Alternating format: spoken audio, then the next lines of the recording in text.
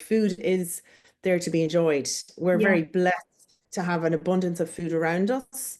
Mm. And you know what, like, yeah, a bit of more gratitude that we're lucky that we can have whatever we want whenever we want, really. Yeah. And that we're being nourished and nurtured, and not to be having the negative dialogue around food. There's a lot of negative dialogue around food. Oh my God, January is a big time for that as well. And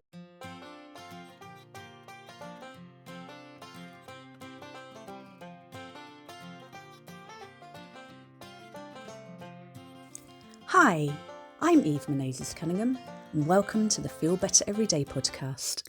I am so excited to be sharing new trauma-informed and ADHD-friendly ideas for you to help you take better care of yourself, that highest, wisest, truest, wildest, most joyful, brilliant and miraculous part of yourself, as well as the basic self-care, which we all know can be so challenging at times.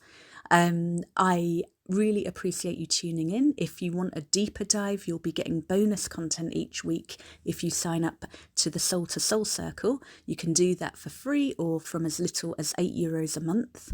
And you can also find more ideas in the book, 365 Ways to Feel Better, Self-Care Ideas for Embodied Wellbeing. Hi, Colleen. I'm absolutely delighted to welcome you to the Feel Better Everyday podcast. thank you. I'm delighted to be here. Really happy to be chatting to you today. You're one of the first people I thought of when I had the idea to do it, but I'm so glad I followed up because you hadn't got my email.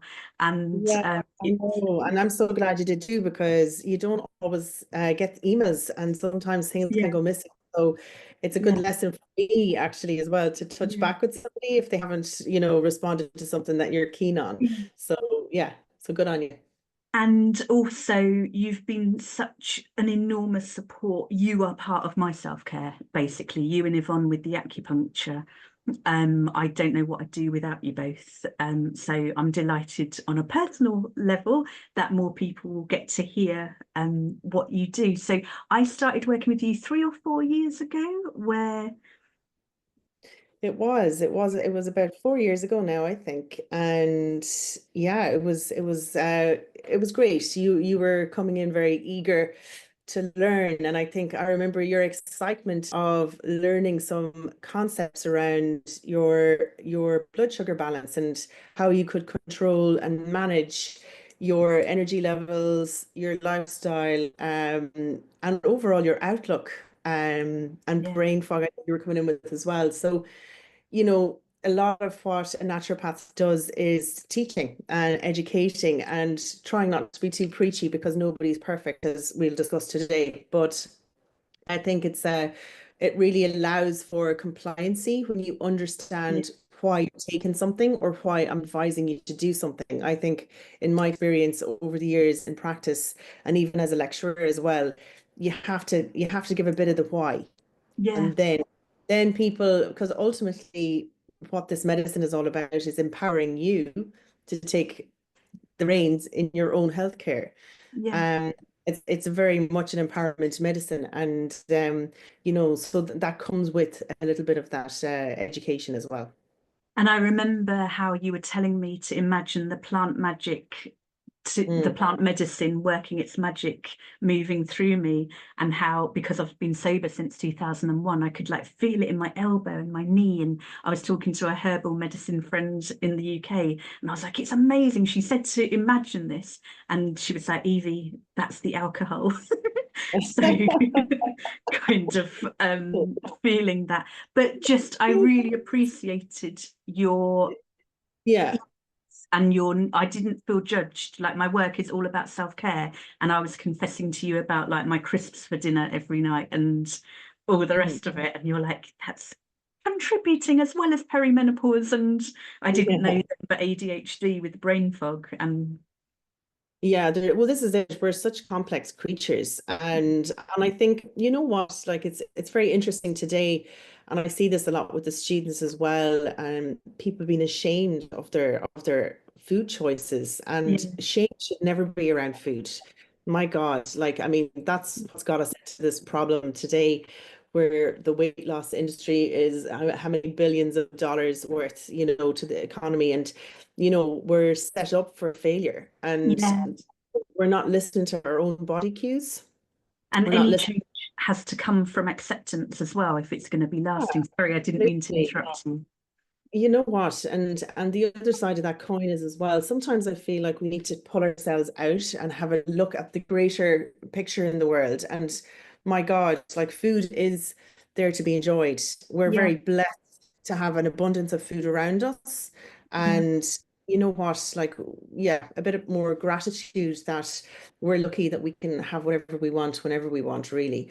And that we're being nourished and nurtured, and not to be having the negative dialogue around food. There's a lot of negative dialogue around food. Oh my God, January is a big time for that as well, and after Christmas. So yeah, it's about nurturing a healthier relationship with food as well. And I think, you did really benefit from that as well, coming Yeah. in.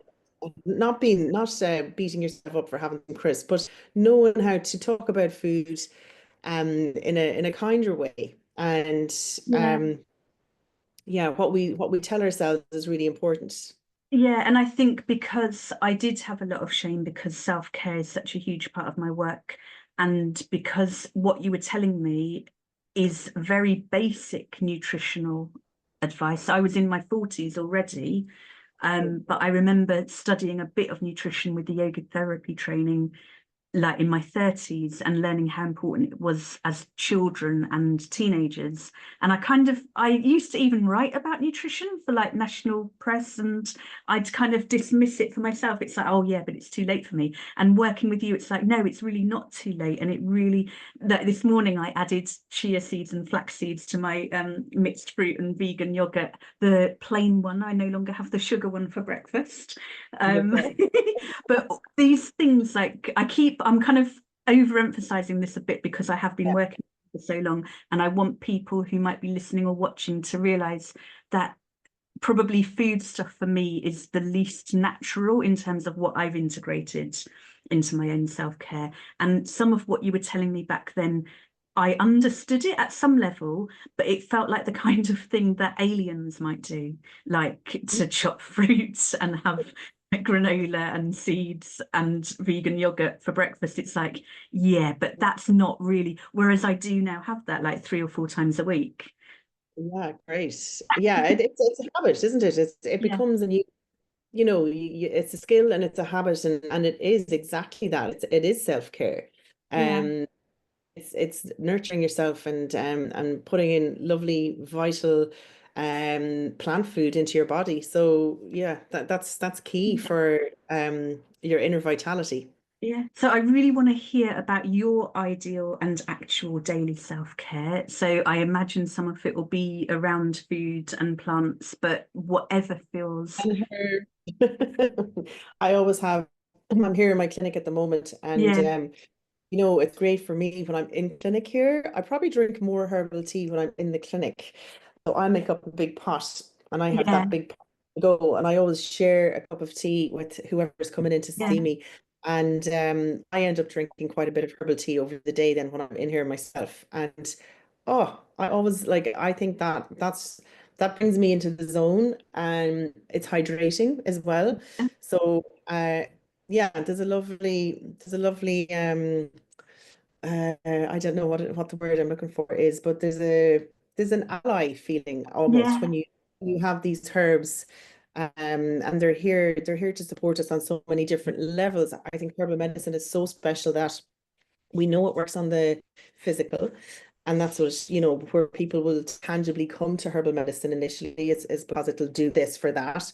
You take this for that. But we know, and when you're taking herbs for a while, you can see that it works much deeper, Yeah. and herbs can work very much on the emotional and spiritual levels as well.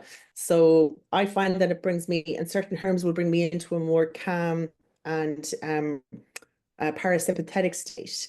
And Yeah. so that's really important for me when I'm working as well. But I'm in So that.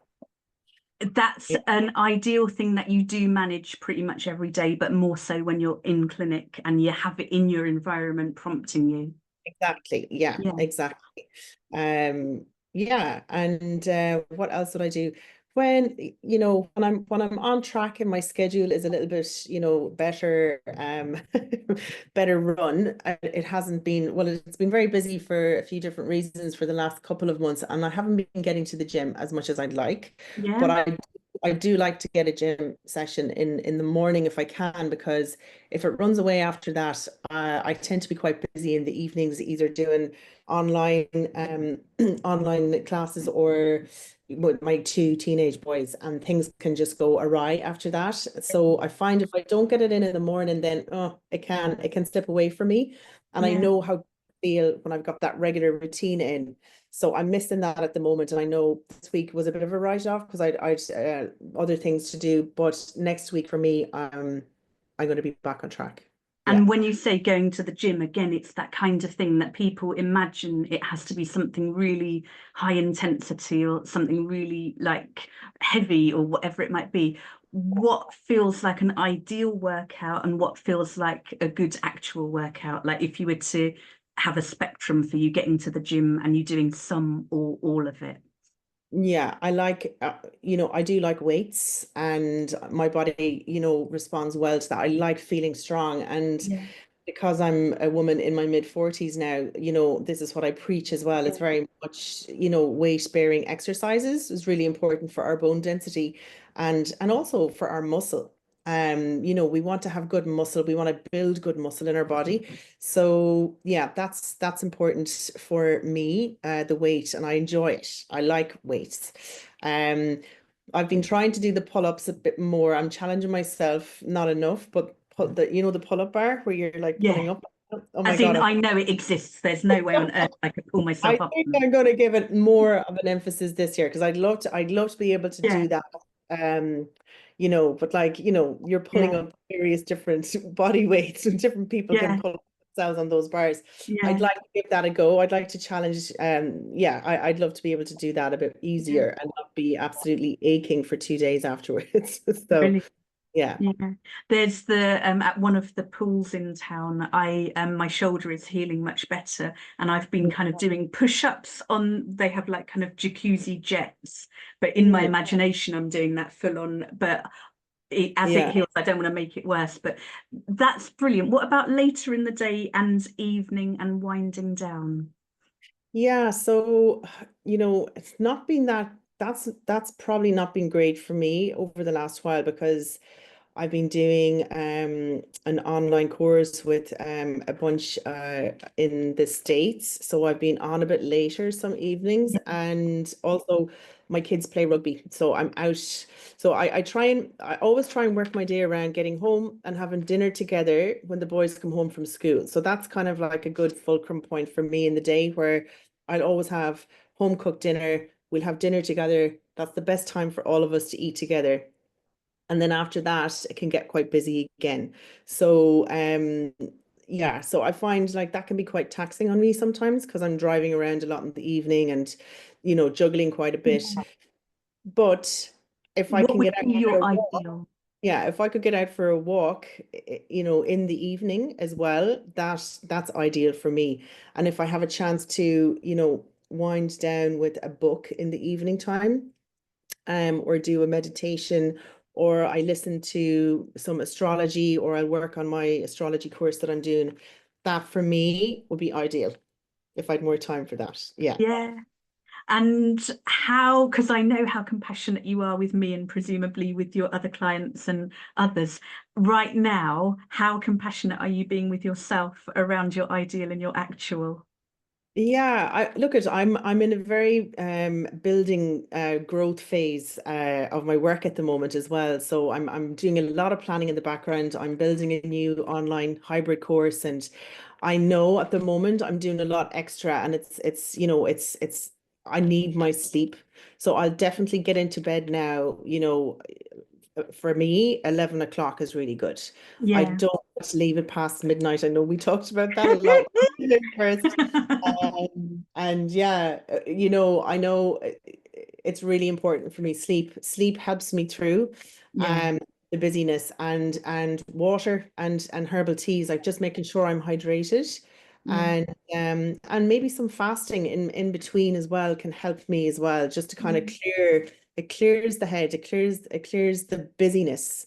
Um because it's an interesting one. I find fasting can actually really help when I'm that, Yeah. when I've got that much on the go. It kind of clears space, Hmm. and then it allows for a little bit more, I don't know, clarity and calmness, actually. Yeah. I strive to be calm. I'm not always calm at home in the evenings, but I strive for that. Well, you have a busy life. I was going to ask about your like ideal and actual self with an uppercase self for that more like transpersonal spiritual element. You mentioned like meditation and astrology. Do you want to say a little more about that? Well, I've always had a deep interest in, I suppose, I don't know, esoteric medicine, would you call it? I went to India when I was 22, and I was in Thailand when I was about 20, and I started to learn yoga then. Like, that was back in 1999. Around that time, I think we went to Thailand. And so that opened up my eyes to, wow, oh my God. I remember doing yoga on an open platform up high in the jungle with trees around us. And then we'd have like a bowl of porridge with loads of different, I always remember the ginger and the cloves and all of that lovely flavor in the porridge. And I can remember that so clearly. And I always felt connected that there was a lot more to our physical beings here, Yeah. you know, our spirit, our ancestors, and yeah, we're here for a purpose this lifetime, but there's so much more outside of us. And your soul journey after, when you pass away, and what happens after that. So I was always really intrigued with all of that.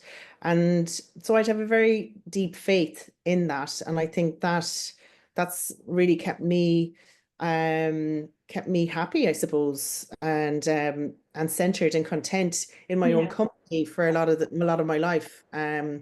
Yeah, it's something that I can lean back in, and I do incorporate in every day, really, in some way, shape, or form.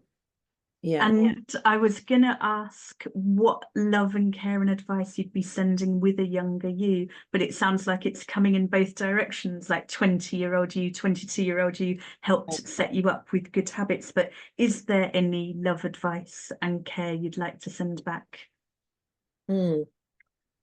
Yeah, I suppose I was very unorthodox when I was that age. Like, I didn't kind of follow through the trajectory of, I did go to college, but then I went traveling, and I kind of like, I really did follow my own flow. Yeah. And maybe I was always feeling a little bit back in the back of my head. I might have felt a bit guilty about that, oh, maybe I should have gone and done that, or you know got into buying property here when I was younger and all of that kind of thing. But I actually have no regrets on that. I don't. Um, yeah, just oh my God, enjoy the fun, enjoy the travel, enjoy, because we're here for such a short time. And Yeah. those early years, I'm so glad that I went traveling. I'm so glad that I had all those lovely experiences, and all the different countries I worked in, all the different people I've met, has all helped to form where I'm at today, Hmm. and given me the drive and the belief that I can, you know, Yeah. my own business and work for myself, and help other people and be of service to other people. And that's, I think I got a lot of that belief from having all those different experiences when I was young. So yeah, just to enjoy it, enjoy it. Ah, Mm. well, thank you so, so much. And we'll be sharing more for the Half Moon members and Full Moon members in the separate videos. But for now, just really appreciate you joining me. Where can people find you? Like, do you want to say, I'm going to have details in the show notes, Yeah. but what would you like to plug now? So you can, my website is herbalhealthcare.ie. If you Google Colleen Kennedy, you'll find me even. I'm also on Facebook and I'm on Instagram. Again, my Instagram handle is at Colleen Herbnut, but I might be changing that soon too. But Herb Nut for nutrition. I thought it was funny. Yeah. It's brilliant. It Is makes it? yeah, I love it. So yeah, maybe I'll leave it then. But that's my Instagram, and then Facebook is I've both a personal profile which I'm using more for work now as well, Colleen Kennedy, and then Colleen Kennedy Herbal Healthcare. Oh, well, thanks again. Mhm.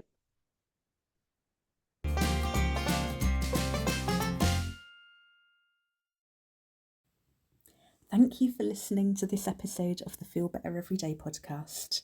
I want to help as many people as possible with trauma histories and or ADHD learn how to help yourself, to connect with yourself with that uppercase, that highest, wisest, truest, wildest, most joyful, brilliant, miraculous part of yourself, and to become more fully embodied, at peace and at ease in your own skin.